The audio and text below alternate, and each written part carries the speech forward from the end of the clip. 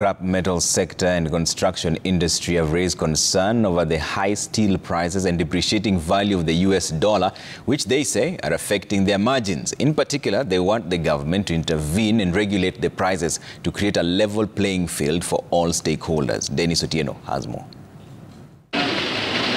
As the Kenya shilling continues to gain ground against the US dollar, not everyone is smiling. Players in the scrap metal sector are feeling the pinch in their overall sales. A kilo of aluminium what used to buy at 1,000 shillings, we are now buying it at around 600-700 shillings. A kilo of copper, 600-700 shillings. That is by virtue of the way the dollar has gone down. At the same time, the scrap metal you're seeing behind me is normally recycled. But there's an alternative of bringing in steel billets from overseas. So once the dollar goes down, they're able to bring the billets very easily and at a very cheaper cost. In January this year, the shilling had officially crossed the 160 unit points against the US dollar to record its lowest level on record at 163 shillings. Today, the local unit is hovering at an average of 130 shillings against the greenback.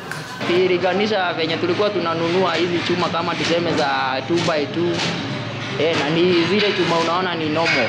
Kila fundo wa welding lazima awe anatumia chuma kama hizo.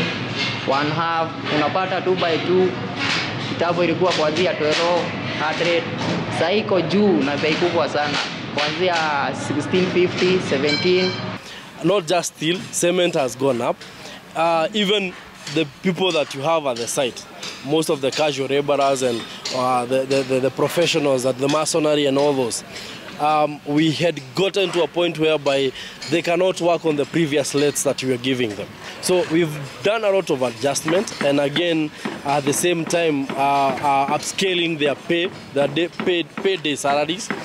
This, coupled with the recent government move to reduce import declaration fee on imported raw materials from 3.5% to 2.5%, has left them counting losses. Because what used to buy, for example, 500, we are buying it now at 300. And possibly most of us were found with the dollar reduction with a lot of stock in us. If you drop the scrap prices by over 40%, but you don't drop the steel prices, does it make any sense? If someone is in the same industry that they were in, and recently they procured the material, and maybe you got bulk when the dollar was a little bit up, so merging the two could be a little bit tricky. Consequently, scrap metal dealers are now calling upon the Ministry of Trade and Scrap Metal Council to work closely in regulating the prices to create a level playing field for all. Dennis Otieno, Citizen TV.